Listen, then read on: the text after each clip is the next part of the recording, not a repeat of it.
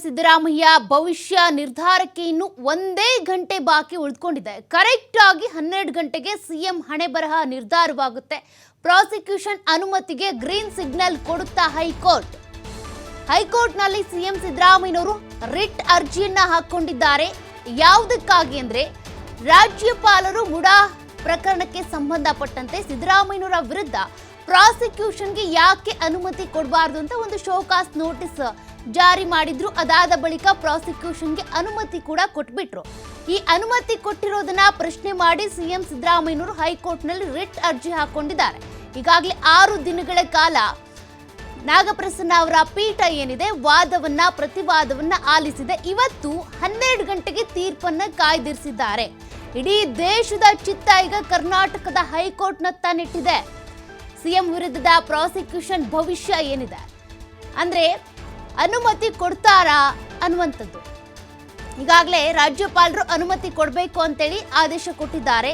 ಈ ಅನುಮತಿಗೆ ಸಂಬಂಧಪಟ್ಟಂತೆ ಪ್ರಶ್ನೆ ಮಾಡಿ ಸಿದ್ದರಾಮಯ್ಯನವರು ರಿಟ್ ಅರ್ಜಿ ಹಾಕೊಂಡಿದ್ದಾರಲ್ಲ, ಆ ರಿಟ್ ಅರ್ಜಿ ಹಾಕೊಂಡಿರುವಂತಹ ಸಿದ್ದರಾಮಯ್ಯನವರ ಭವಿಷ್ಯ ಇವತ್ತು ನಿರ್ಧಾರ ಆಗುತ್ತೆ. ಅಂದ್ರೆ ರಾಜ್ಯಪಾಲರು ಅನುಮತಿ ಕೊಟ್ಟಿರೋದು ಒಳ್ಳೆಯದು, ಸರಿ ಅಂತ ಕೋರ್ಟ್ನಿಂದ ಏನಾದರೂ ತೀರ್ಪು ಬಂದ್ರೆ ಒಂದ್ ರೀತಿಯಾಗಿ ರಾಜಕೀಯವಾಗಿ ಕೂಡ ಮತ್ತೆ ಕಾನೂನಾತ್ಮಕವಾಗೂ ಕೂಡ ಸಿದ್ದರಾಮಯ್ಯನವರಿಗೆ ಸಂಕಷ್ಟ ಎದುರಾಗುತ್ತೆ. ಇದರ ಒಂದು ತೀರ್ಪನ್ನ ಇವತ್ತು 12 ಗಂಟೆಗೆ ಪ್ರಕಟ ಮಾಡ್ತಾರೆ. ನಾಗಪ್ರಸನ್ನ ಅವರ ಪೀಠ ಏನಿದೆ, ನ್ಯಾಯಮೂರ್ತಿ ನಾಗಪ್ರಸನ್ನ ಅವರ ಪೀಠ ಈ ವಿಚಾರಣೆಯನ್ನ ಮಾಡಿ ಈಗಾಗಲೇ ತೀರ್ಪನ್ನ ಮಾತ್ರ ಕಾಯ್ದಿರಿಸಿದ್ದಾರೆ. 12 ಗಂಟೆಗೆ ಕರೆಕ್ಟ್ ಆಗಿ ತೀರ್ಪನ್ನ ನೀಡ್ತಾರೆ. ಪ್ರಾಸಿಕ್ಯೂಷನ್ ಅನುಮತಿ ರದ್ದಾಗುತ್ತಾ ಅಥವಾ ಗವರ್ನರ್ ನಿರ್ಧಾರವನ್ನ ಎತ್ತಿ ಹಿಡಿಯುತ್ತಾ ಹೈಕೋರ್ಟ್ ಅನ್ನುವಂಥ ಪ್ರಶ್ನೆ ಇದ್ದೇ ಇದೆ. ಆ ಕುತೂಹಲ ಎಲ್ರಿಗೂ ಕೂಡ ಇದೆ. ರಾಜ್ಯಪಾಲರ ಪ್ರಾಸಿಕ್ಯೂಷನ್ ವಿರುದ್ಧ ಸಿಎಂ ಸಿದ್ದರಾಮಯ್ಯನವರು ಈ ರಿಟ್ ಅರ್ಜಿಯನ್ನು ಸಲ್ಲಿಕೆ ಮಾಡಿಕೊಂಡಿದ್ರು. ಅದರ ಸವಿಸ್ತಾರವಾದಂಥ ಸುದೀರ್ಘವಾದಂಥ ವಾದ ಮಂಡನೆ ಕೂಡ ಆಗಿದೆ. ಅವರ ಪರ ವಕೀಲರೇನಿದ್ದಾರೆ, ಮನು ಸಿಂಘ್ವಿ ಏನಿದ್ದಾರೆ, ಈಗಾಗಲೇ ವಾದ ಮಂಡನೆ ಮಾಡಿದ್ದಾರೆ. ಇವೆಲ್ಲ ವಾದ ಪ್ರತಿವಾದಗಳಾದ ಬಳಿಕ ನಾಗಪ್ರಸನ್ನ ಅವರ ಪೀಠ ಈ ತೀರ್ಪನ್ನು ಕಾಯ್ದಿರಿಸಿದೆ. ಮುಡಾ ಹಗರಣ ಸಂಬಂಧ ಪ್ರಾಸಿಕ್ಯೂಷನ್ಗೆ ಅನುಮತಿ ನೀಡಿದ್ರು ರಾಜ್ಯಪಾಲರು. ಇದನ್ನ ಪ್ರಶ್ನೆ ಮಾಡಿ ಸಿದ್ದರಾಮಯ್ಯನವರು ರಿಟ್ ಅರ್ಜಿ ಹಾಕೊಂಡಿದ್ರು. ಅದರ ಒಂದು ತೀರ್ಪು ಇವತ್ತು ಪ್ರಕಟ ಆಗುತ್ತೆ 12 ಗಂಟೆಗೆ ನಾಗಪ್ರಸನ್ನ ಅವರ ಪೀಠದಿಂದ. ಹಾಗಾದ್ರೆ ಸಿಎಂ ಪರ ಆದೇಶ ಬಂದ್ರೆ ಏನಾಗುತ್ತೆ ಅಥವಾ ವ್ಯತಿರಿಕ್ತವಾಗಿ ಆದೇಶ ಬಂದ್ರೆ ಏನಾಗುತ್ತೆ, ಆ ಕುತೂಹಲ ಅಂತೂ ಇದ್ದೇ ಇದೆ. ವ್ಯತಿರಿಕ್ತವಾಗಿ ಏನಾದರೂ ಆದೇಶ ಬಂತು ಅಂದ್ರೆ ಒಂದು ರೀತಿಯಾಗಿ ರಾಜಕೀಯದಲ್ಲಿ ಸಂಚಲನವೇ ಹುಟ್ಟಾಕೊಳ್ಳುತ್ತೆ. ಸಿಎಂ ಸಿದ್ದರಾಮಯ್ಯನವರು ಯಾವ ರೀತಿ ಕಾನೂನಾತ್ಮಕ ಹೋರಾಟ ಮಾಡ್ತಾರೆ ಅನ್ನುವಂಥದ್ದು. ಇನ್ನೇನಾದರೂ ಅವರ ಪರವಾಗಿ ತೀರ್ಪು ಬಂತು ಅಂದ್ರೆ ರಾಜಕೀಯವಾಗಿ ಅವರ ಬಲ, ಅವರ ಶಕ್ತಿ ಮತ್ತಷ್ಟು ಹೆಚ್ಚಾಗುತ್ತೆ. ಹಾಗಾಗಿ ಸಿಎಂ ಪರ ಆದೇಶ ಬಂದ್ರೆ ಮುಂದೆ ಏನಾಗುತ್ತೆ ಅಂತ ನೋಡೋದಾದ್ರೆ, ಸಿಎಂ ಅಂದ್ರೆ ಈ ಬೀಸೋ ದೊಣ್ಣೆಯಿಂದ ಪಾರಾಗ್ಬೋದು. ಸದ್ಯಕ್ಕೆ ಬೀಸೋ ದೊಣ್ಣೆಯಿಂದ ಪಾರಾದ್ರೆ 100 ವರ್ಷ ಆಯಸ್ ಅಂತಾರಲ್ಲ, ಹಾಗಾಗಿ ಈ ಬೀಸೋ ದೊಣ್ಣೆಯಿಂದ ಪಾರಾದಂತೆ ಆಗುತ್ತೆ. ವಿಪಕ್ಷಗಳ ಆರೋಪದ ವಿರುದ್ಧ ಸಿದ್ದರಾಮಯ್ಯ ಅವರಿಗೆ ಆನೆ ಬಲ ಬಂದಂತಾಗುತ್ತೆ.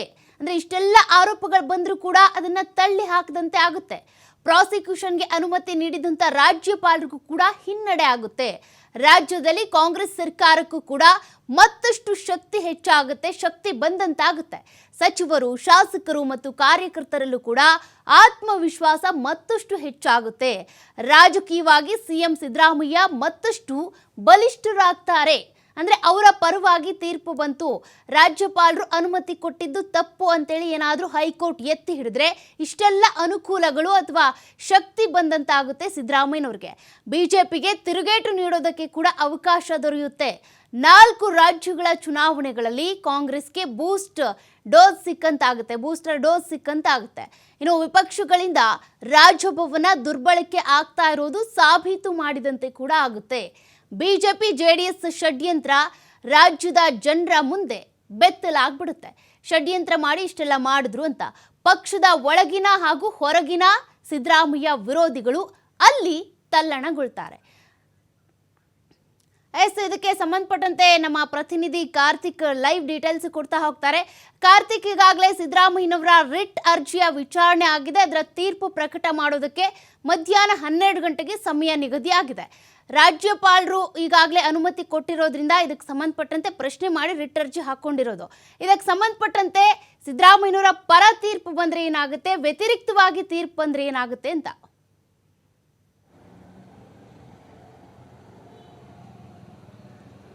ಖಂಡಿತ ಸೌಖ್ಯ. ಏನು ಮೂಡ ಹಗರಣದಲ್ಲಿ ಸಿಲುಕಿರುವಂಥ ಸಿದ್ದರಾಮಯ್ಯನವರಿಗೆ ಇವತ್ತು ಬಿಗ್ ಡೇ ಅಂತ ಹೇಳ್ಬೋದು. ಯಾಕಂತಂದ್ರೆ ರಾಜ್ಯಪಾಲರು ಪ್ರಾಸಿಕ್ಯೂಷನ್ಗೆ ಕೊಟ್ಟಿರುವಂಥ ಅನುಮತಿಯನ್ನು ಪ್ರಶ್ನಿಸಿ ಸಿಎಂ ಸಿದ್ದರಾಮಯ್ಯನವರು ಹೈಕೋರ್ಟ್ನಲ್ಲಿ ರಿಟ್ ಅರ್ಜಿಯನ್ನು ಹಾಕೊಂಡಿದ್ರು. ಆ ಒಂದು ರಿಟ್ ಅರ್ಜಿಯ ಪ್ರತಿವಾದಗಳನ್ನು ಆಲಿಸಿರುವಂಥ ಕೋರ್ಟ್ ಇವತ್ತು ವಿಚಾರಣೆ ತೀರ್ಪನ್ನು ಕಾಯ್ದಿರಿಸಿತ್ತು. ಇವತ್ತು 12 ಗಂಟೆಗೆ ಈ ಒಂದು ಮೂಡ ಪ್ರಕರಣದ ಅಂತಿಮ ತೀರ್ಪು ಹೊರಬೀಳಿದೆ. ಹಾಗಾಗಿ ಇವತ್ತು ಸಿದ್ದರಾಮಯ್ಯನವರಿಗೆ ಅಂದರೆ ಅವರ ಒಂದು ದೊಡ್ಡ ದಿನ ಅಂತ ಹೇಳ್ಬೋದು. ಯಾಕಂದರೆ ಬಿಗ್ ಡೇ ಆಗಿರುವಂಥ ಹಿನ್ನೆಲೆಯಲ್ಲಿ ಸಿಎಂ ಸಿದ್ದರಾಮಯ್ಯನವರು ಕೂಡ ಕೋರ್ಟ್ನ ಗಮನವನ್ನು ಹರಿಸ್ತಿದ್ದಾರೆ. ಇಲ್ಲಿ ಪ್ರಮುಖವಾಗಿ ಗಮನಿಸಬೇಕಾಗಿರುವಂಥದ್ದು ಸಿಎಂ ಸಿದ್ದರಾಮಯ್ಯನವರ ಪರವಾಗಿ ಇವತ್ತೇನಾದರೂ ತೀರ್ಪು ಬಂದಿದೆ ಆದಲ್ಲಿ ಸಿದ್ದರಾಮಯ್ಯನವರ ರಾಜಕೀಯ ಜೀವನದಲ್ಲಿ ಬಂದಂಥ ದೊಡ್ಡ ಒಂದು ಕಳಂಕ ದೂರ ಆಗತ್ತೆ. ಜೊತೆಗೆ ಸಿದ್ದರಾಮಯ್ಯನವರು ಹಾಗೂ ಕಾಂಗ್ರೆಸ್ ಸರ್ಕಾರಕ್ಕೆ ಇದು ಎಲ್ಲ ಒಂದು ಕಡೆ ಪ್ಲಸ್ ಆಗಿ ಹೊರಹೊಮ್ಮತ್ತೆ. ಯಾಕೆಂತಂದ್ರೆ ಈಗಾಗಲೇ 4 ರಾಜ್ಯಗಳ ಚುನಾವಣೆಯೂ ಕೂಡ ಇರುವಂತಹ ಹಿನ್ನೆಲೆಯಲ್ಲಿ ಇದೇ ಒಂದು ವಿಚಾರವನ್ನು ದೇಶವ್ಯಾಪಿ ತೆಗೆದುಕೊಂಡು ಹೋಗಿ ಎಲ್ಲೋ ಒಂದು ಕಡೆ ಕೇಂದ್ರ ಸರ್ಕಾರ ಮತ್ತು ಬಿಜೆಪಿ ಅಂದ್ರೆ ಚುನಾಯಿತ ಸರ್ಕಾರವನ್ನು ಅಸ್ಥಿರಗೊಳಿಸೋದಕ್ಕೋಸ್ಕರವಾಗಿ ರಾಜಭವನವನ್ನು ದುರುಪಯೋಗ ಪಡಿಸಿಕೊಂಡಿದೆ ಅನ್ನುವಂಥ ಒಂದು ವಿಚಾರವನ್ನೇ ಮುಂದಿಟ್ಟುಕೊಂಡು ಚುನಾವಣೆಯನ್ನು ಎದುರಿಸಬಹುದಾದಂಥ ಸಾಧ್ಯತೆಗಳು ಕೂಡ ಇರುತ್ತೆ. ಒಂದು ವೇಳೆ ಸಿದ್ದರಾಮಯ್ಯನವರ ವಿರುದ್ಧ ಏನಾದರೂ ಇವತ್ತು ತೀರ್ಪು ಬಂದಿದೆ ಆದಲ್ಲಿ ರಾಜ್ಯ ರಾಜಕಾರಣದಲ್ಲಿ ಅಲ್ಲೋಲ ಕಲ್ಲೋಲ ಸೃಷ್ಟಿಯಾಗುತ್ತೆ. ನೈತಿಕ ಹೊಣೆಯನ್ನು ಹೊತ್ತು ಸಿಎಂ ಸಿದ್ದರಾಮಯ್ಯನವರು ಇವತ್ತು ರಾಜೀನಾಮೆ ಕೊಡಬೇಕಾದಂಥ ಪ್ರಸಂಗವೂ ಕೂಡ ಎದುರಾಗುವಂಥ ಸಾಧ್ಯತೆಗಳು ಕೂಡ ಇರುತ್ತೆ.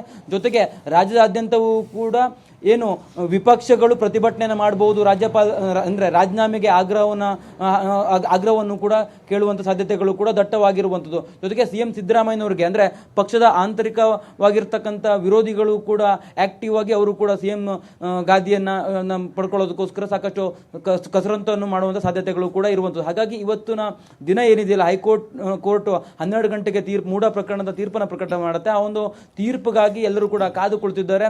ಬಹುಶಃ ಇವತ್ತು ಸಿದ್ದರಾಮಯ್ಯನವರ ರಾಜ್ಯ ರಾಜಕಾರಣದಲ್ಲಿ ಬಹಳ ದೊಡ್ಡ ದಿನ ಅಂತಲೇ ಹೇಳ್ಬೋದು. ಹಾಗಾಗಿ ಸಿದ್ದರಾಮಯ್ಯನವರ ಪರವಾಗಿ ಏನಾದರೂ ಇವತ್ತು ತೀರ್ಪು ಬಂದದ್ದೇ ಆದಲ್ಲಿ ಇನ್ನಷ್ಟು ಗಟ್ಟಿಯಾಗತ್ತೆ ಸಿದ್ದರಾಮಯ್ಯನ ಕುರ್ಚಿ. ಜೊತೆಗೆ ಸಿದ್ದರಾಮಯ್ಯನವರು ನೇರವಾಗಿ ಅಂದ್ರೆ ವಿಪಕ್ಷಗಳ ಮೇಲೆ ವಾಗ್ದಾಳಿಯನ್ನು ಕೂಡ ಮಾಡುವಂಥ ಸಾಧ್ಯತೆಗಳು ಕೂಡ ಇರ್ತವೆ. ಕಾಂಗ್ರೆಸ್ ಕೂಡ ಇದೇ ಒಂದು ವಿಚಾರವನ್ನ ಮುಂಬರುವ ಚುನಾವಣೆಗಳಲ್ಲೂ ಕೂಡ ಇದೇ ವಿಚಾರವನ್ನು ಇಟ್ಟುಕೊಂಡು ಅಂದ್ರೆ ಕೇಂದ್ರ ಸರ್ಕಾರ ಇರ್ಬೋದು, ಹಾಗೆ ಅಂದ್ರೆ ಕೇಂದ್ರ ಸರ್ಕಾರದ ಅಂದ್ರೆ NDA ಒಕ್ಕೂಟ ಆಗಿರ್ತಕ್ಕಂಥ JDS ನ ವಿರುದ್ಧವೂ ಕೂಡ ಇದೇ ಒಂದು ವಿಚಾರವನ್ನು ಇಟ್ಟುಕೊಂಡು ದೊಡ್ಡ ಮಟ್ಟದಲ್ಲಿ ಅಂದ್ರೆ ಜನರ ಮುಂದೆ ಹೋಗುವಂಥ ಸಾಧ್ಯತೆಗಳು ಕೂಡ ದಟ್ಟವಾಗಿರುವಂಥದ್ದು. ಹಾಗಾಗಿ ಇವತ್ತಿನ ಹೈಕೋರ್ಟ್ನ ತೀರ್ಪು ಬಹಳ ಪ್ರಮುಖವಾಗಿ ಮಹತ್ವವನ್ನು ಪಡ್ಕೊಂಡಿರುವಂಥದ್ದು.